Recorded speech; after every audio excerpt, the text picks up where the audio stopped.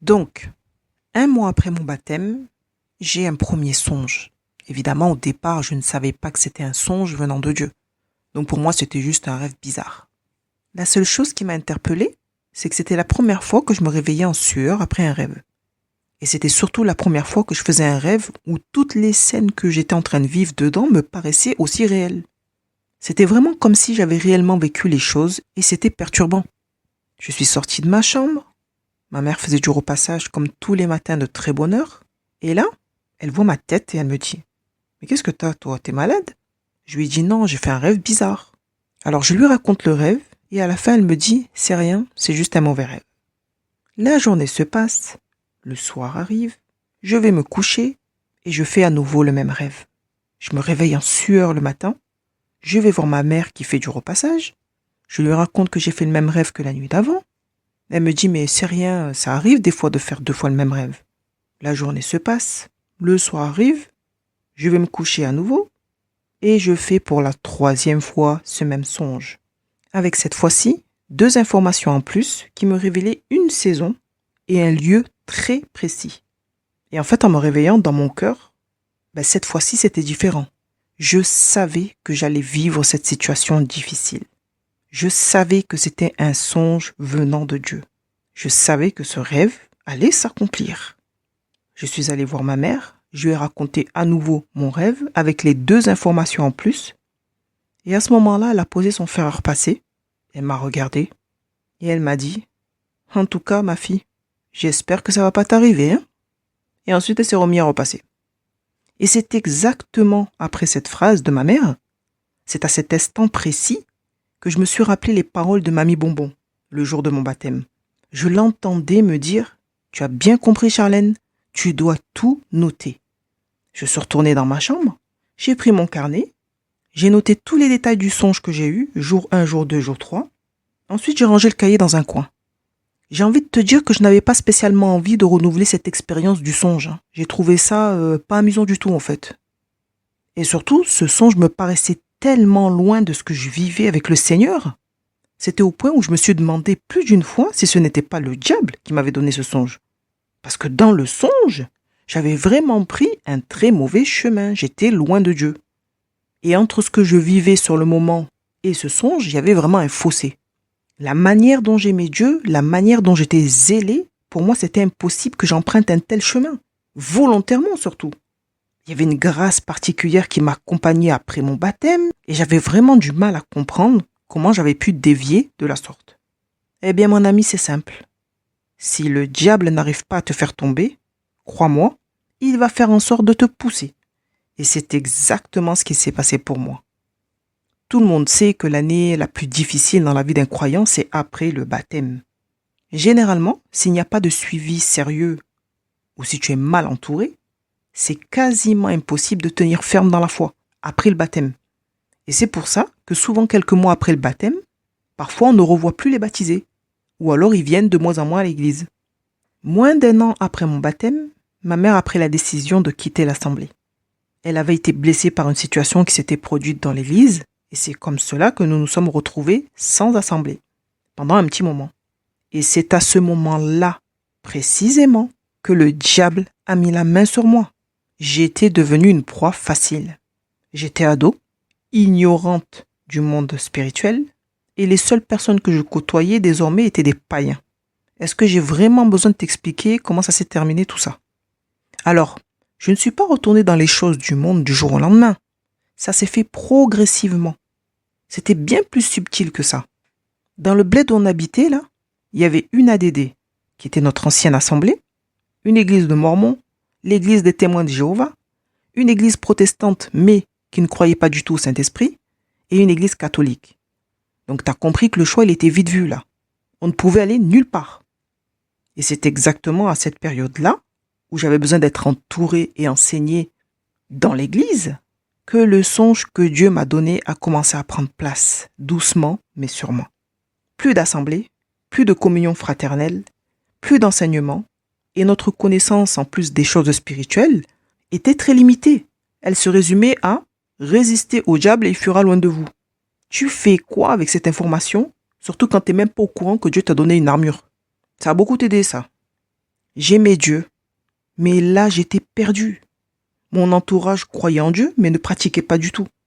Et lorsque mes copines ont appris que nous avons quitté l'église pour offense, ce n'était pas vraiment un excellent témoignage, qui pouvait les encourager à aller à l'église.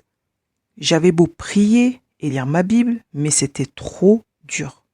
Je me sentais seule, j'étais perdue, et un jour, j'ai arrêté de prier et de lire ma Bible sans vraiment m'en rendre compte. Cette coupure avec l'église, elle a été pour moi vraiment une occasion de chute qui a changé toute ma destinée. J'étais dans la confusion, je n'arrivais même plus à faire de différence entre le bien et le mal. J'ai pris de mauvaises décisions et le diable évidemment s'est servi des portes que j'ai ouvertes volontairement dans ma vie pour m'amener loin de Dieu. Le cheminement est facile. Au bout d'1 an et demi à peu près, ma mère a retrouvé une autre assemblée. Elle était très loin de chez nous, mais mes parents n'étaient pas vraiment dérangés par la distance. Souvent, ils me proposaient de venir avec eux à l'église, mais moi, je voulais plus retourner à l'église. J'en étais absolument incapable et surtout, je ne voyais même plus l'utilité. J'étais devenue une rebelle. Tu vois à quel point j'étais loin de Dieu là? En quelques mois seulement, j'étais devenue pire que les païens. J'ai ouvert des portes au diable dans ma vie. Les esprits méchants sont entrés et j'ai fait des dingueries. Et évidemment, ces esprits-là ne voulaient plus me lâcher. Et c'est juste un peu avant mes 17 ans que j'ai enfin accepté d'accompagner mes parents à l'église après environ 2 ans dans la nature. Donc je me suis pointée à la réunion avec un pantalon large, un débardeur moulant, des grosses chaussures de militaire dans lesquelles j'avais rangé mon couteau, parce que oui, ce jour-là, j'avais un couteau sur moi comme tous les jours en fait. J'avais des tresses avec des mèches blondes, bordeaux et noires, un faux piercing au nez, tout mon coffre à bijoux sur moi, on aurait dit barracuda, et un poing américain. J'avais le physique de mes idées. Dans mon cas, l'habit faisait le moine, une vraie rebelle. Figure-toi, ce n'est pas mon accoutrement discutable qui a choqué les frères et sœurs à l'église. Mais alors, pas du tout. Je n'ai même pas le souvenir d'avoir vu quelqu'un me regarder bizarrement, franchement. Je peux dire que j'ai été bien accueilli. Le problème, c'était pas mon accoutrement. Le problème, c'était ma rébellion. Et lorsque j'ai intégré le groupe de jeunes de l'église quelque temps après, je peux te garantir, mon ami, qu'il a fallu un paquet d'amour pour me supporter. Et pour éprouver un peu plus mes responsables du groupe de jeunes et toute la nouvelle église, j'ai ramené 2 rebelles de plus, de même catégorie que moi, rebelles premium, qui faisaient partie de mon groupe d'amis d'enfance. Comment te dire que nous étions un vrai défi pour notre église et surtout pour les responsables du groupe de jeunes, parce que mon passage dans le monde avait engendré de gros dégâts sur le plan spirituel, émotionnel et relationnel. Mais comme Dieu est bon, nous avons eu des responsables de groupes de jeunes exceptionnels, qui ne nous ont jamais jugés. Ils nous ont aimés, ils nous ont accompagnés, enseignés et surtout ils nous ont supportés. On a reçu tellement d'amour en fait, que notre cœur dur là, de gremlins, il a commencé sérieusement à changer. Sans compter évidemment quelques délivrances à l'église qui nous ont beaucoup aidés, si tu vois ce que je veux dire. Parce que je te garantis qu'on n'était pas toutes seules. Nos responsables du groupe de jeunes ont été vraiment d'une grande patience. Et ils ont été mis à rude épreuve, les pauvres, avec des racailles comme nous. Bref, c'est dans ce cheminement, dans cet engrenage de changements et de conséquences, que mon premier songe s'est accompli 5 ans après mon baptême. Au moment où j'ai commencé à mettre de l'ordre dans ma vie avec le Seigneur, des épreuves de taille sont arrivées dans la maison de mes parents. Des choses que je n'ai pas pu supporter. Donc, à 18 ans, j'ai fait mes bagages et je suis partie loin de tout ça. En fait, depuis qu'on avait quitté la première église, je ne pensais même plus à mon carnet depuis longtemps. Et 1 an et demi après mon départ, la prophétie s'est accomplie. La catastrophe est arrivée et impossible pour moi de faire marche arrière. Il fallait assumer désormais. Évidemment, c'est lorsque la catastrophe est arrivée dans ma vie que je me suis souvenu de mon petit carnet. Bon, par la suite, je me suis sincèrement repentie, mais je savais que ma vie allait être difficile à présent. Il fallait assumer les actes que j'avais posés et il fallait assumer les conséquences. Et c'est dans ces difficultés-là que j'ai appris à connaître le cœur de Dieu, que j'ai appris à connaître que nous avons un Dieu de miséricorde. Le Seigneur m'a fait grâce, il a transformé le mal en bien, il a changé ma honte, mon humiliation et ma détresse en sujet d'allégresse. Ma situation qui était compliquée à la base s'est transformée en une situation glorieuse. Dieu m'a pardonné, il m'a restauré et il m'a rétabli complètement. Je ne peux pas rentrer aujourd'hui dans les détails de mes bêtises, parce que de toute façon ce n'est pas utile ni important. Je veux juste que tu comprennes une bonne fois pour toutes que si tu te repens sincèrement, Dieu aura toujours un plan B pour te bénir. Il aura toujours quelque chose en stock pour toi. Au cours de ma marche avec le Seigneur, comme avait prophétisé Mamie Bonbon, j'ai en effet reçu plusieurs révélations en songe et en vision, dont plusieurs se sont accomplies sous mes yeux. Et lorsque je ne vois pas la chose s'accomplir sous mes yeux, ce sont les gens qui me contactent pour me dire tu sais ce que tu avais dit déjà il y a plusieurs années, ça s'est accompli dans les moindres détails. Aujourd'hui, mon seul regret, je peux le dire, c'est de ne pas avoir pris au sérieux certaines révélations qui auraient pu éviter des combats inutiles dans la vie de quelques personnes. Et ça vraiment, je ne peux plus revenir en arrière de toute façon, ce qui est fait est fait. Avec l'expérience et surtout avec le Saint-Esprit, j'ai compris plusieurs choses. Premièrement, qu'on ne pouvait pas tout dire.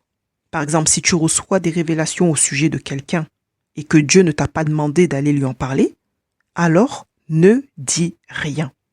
Surtout s'il s'agit d'un problème, de quelque chose de négatif. Parce que tu peux effrayer les gens, les troubler, les stresser. Et ça peut engendrer des dégâts. Et ça ne serait pas à ton avantage, mon ami.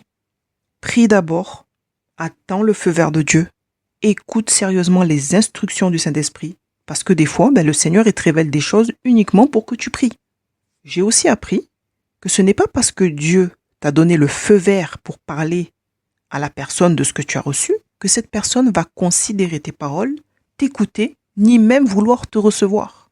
Ce qui veut dire que si Dieu t'a dit « va et parle » et qu'on ne veut pas t'écouter, même après plusieurs tentatives, tu dois secouer la poussière de tes souliers et te laver les mains au sujet de leur cas et de la suite des événements, parce qu'à partir du moment où les gens refusent de t'entendre, ça ne t'appartient plus. Toi, tu as obéi à Dieu. Il t'a dit « va », tu es allé. Parfois, tu as eu l'occasion de parler, tu as fait ta part, et le reste, c'est l'affaire de Dieu. Alors, entendons-nous bien. Je ne suis pas en train de te dire que tu dois accepter dans ton cœur toutes les paroles de n'importe qui. Non, c'est pas ça. Je dis seulement que lorsque nous sommes éduqués un minimum, nous pouvons écouter poliment les gens et ensuite, nous examinons les paroles dites et nous tranchons par la suite. Et lorsque nous sommes des gens spirituels, nous remettons au Seigneur les paroles entendues pour savoir si cela vient de lui ou pas. Nous avons le devoir d'éprouver les esprits. Ce n'est pas une option en fait. C'est un devoir. La Bible dit « éprouver les esprits ». Un point, un trait. J'ai aussi constaté que lorsque les gens prenaient en compte les avertissements en appliquant dans leur vie les instructions du Seigneur, alors, même les situations les plus dramatiques ou les situations à risque changeaient positivement. Et j'ai vu plusieurs miracles suite à l'obéissance. Pour finir, la chose la plus triste que j'ai constatée et que j'ai toujours du mal à comprendre à l'heure actuelle, c'est la jalousie dans l'Église lorsque quelqu'un a reçu des dons de révélation, dons de prophétie ou autres dons d'ailleurs. Moi, je suis dépassé quand je vois ces choses. Pire encore, la fois où j'ai vu un pasteur faire la misère à un autre fidèle parce que le fidèle avait reçu le don de guérison et pas lui. Je ne comprends pas ces choses. Ça, ce sont des choses qui me dépassent complètement. La parole nous dit que Dieu distribue à qui il veut les dons. Il n'y a pas de don spécifique aux pasteurs ou aux autres membres de l'Église. Nous sommes tous membres du corps de Christ. Les dons, c'est pour l'utilité commune. Parce qu'ensemble, on est plus fort. C'est tout. On ne fait pas de concours du don le plus excellent. Nous sommes juste des instruments. On doit travailler ensemble et pas les uns contre les autres. Un royaume divisé devient faible. Le problème, c'est que certains serviteurs de Dieu ne veulent pas comprendre que l'orgueil d'une autorité peut mettre en danger toute une assemblée. L'arrogance d'un homme peut mettre toute sa famille en danger. Et ici, je te parle de danger spirituel et physique. Tu dois bien comprendre, mon ami, que Dieu fait ce qu'il veut et il utilise qui il veut pour te parler, pour t'avertir du danger ou pour te bénir d'ailleurs. Ce n'est pas toi qui vas choisir le canal par lequel Dieu veut passer pour te parler. Ce n'est pas toi qui choisiras les mots qui sortiront de la bouche du canal en question que Dieu aura envoyé au-devant de toi. Aujourd'hui, les croyants veulent des révélations à la carte. Le problème, c'est que ça ne marche pas comme ça dans la Bible. Ça ne marche pas comme ça. Bref, dans la liste des songes et visions que j'ai reçus du Seigneur, j'en ai pas reçu 70 millions non plus, mais à chaque fois, ce sont des choses qui doivent se réaliser en plusieurs temps. En fait, sur plusieurs années, c'est ce que j'ai constaté. Et donc, dans le lot, j'ai reçu une révélation qui a été pour moi un coup dur. Parce que Dieu venait de me révéler un événement triste pour moi et triste pour ma famille. Il s'agit de la mort de mon papa. J'ai reçu la révélation de la mort de mon père 9 ans avant son décès. Et durant ces 9 ans, Dieu m'a préparé, du moins il a préparé mon cœur, il m'a équipé pour cette triste période. Lorsque Dieu m'a donné ce songe, il m'a clairement dit de taire cette révélation jusqu'au temps fixé. Et là, comme je ne comprenais pas ce que ça voulait dire, j'ai dit au Seigneur dans mon cœur, mais c'est quoi le temps fixé? C'est quand? À l'instant où j'ai posé cette question au Seigneur dans mon cœur, des images du songe ont défilé dans mon esprit. Et là, une image en particulier s'est arrêtée. Comme si quelqu'un avait mis pause, tu sais, sur la vidéo. Je regarde l'image et je vois la terrasse de mes parents avec un mur haut, comme s'il venait d'être bâti. Sauf que chez mes parents, dans la vraie vie, il n'y avait jamais eu de mur haut. Et là, j'entends l'esprit me dire « lorsque le mur sera bâti ». J'ai tout noté dans mon carnet et j'ai gardé ces choses dans mon cœur. 4 ans se sont écoulés après le songe. Et un jour, ma mère me téléphone. On discute de tout et de rien, comme d'habitude. Et à un moment donné, dans la conversation, elle me sort. « Ah mais vraiment c'est mieux dehors quand même depuis que papa a fait le mur. » Sur le coup, moi j'ai entendu, mais bon, j'ai pas prêté plus d'attention que ça à cette information. Elle continue à parler, et elle me dit « Ah oui, c'est beaucoup mieux avec le nouveau mur dehors maintenant. » Et là, soudainement, je me suis réveillée. J'ai dit « Mais de quel mur tu me parles là ?»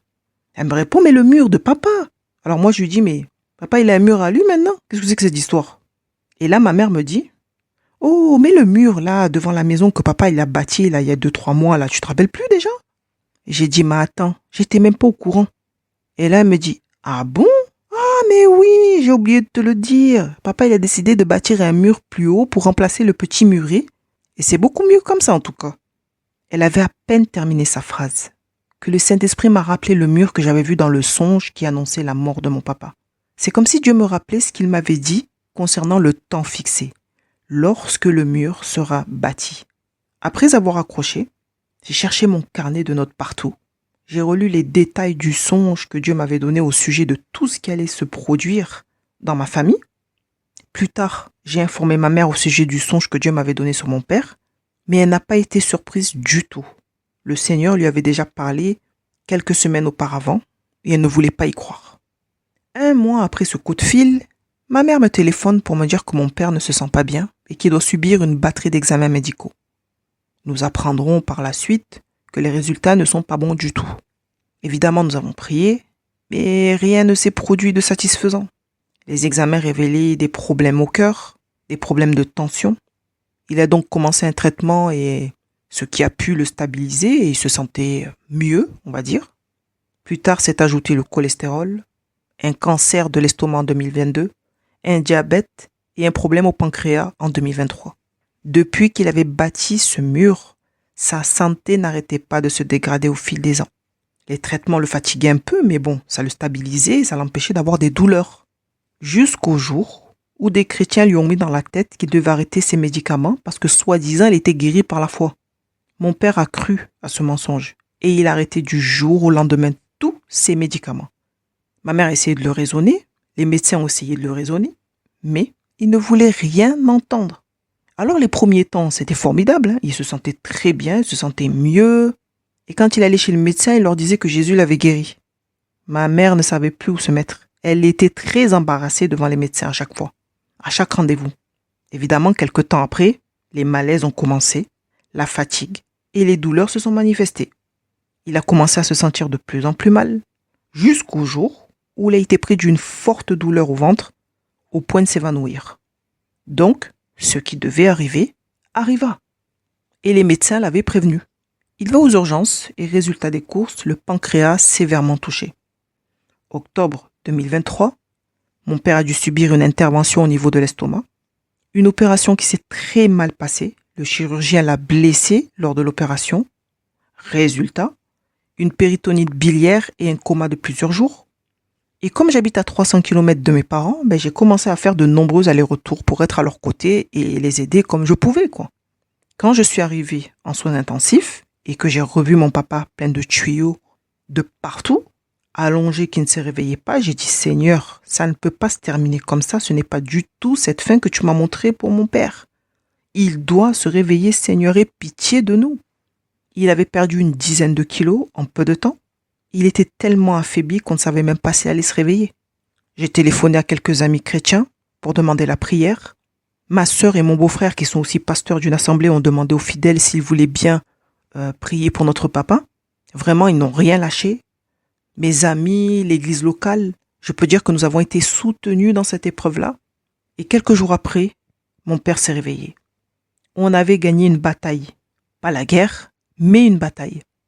Ensuite, mon père a mis 3 jours à retrouver une température du corps normale. Il était presque aussi froid qu'un cadavre et tout blanc. Alors que c'est un homme noir. Donc là, tu vois qu'on a un problème technique là déjà.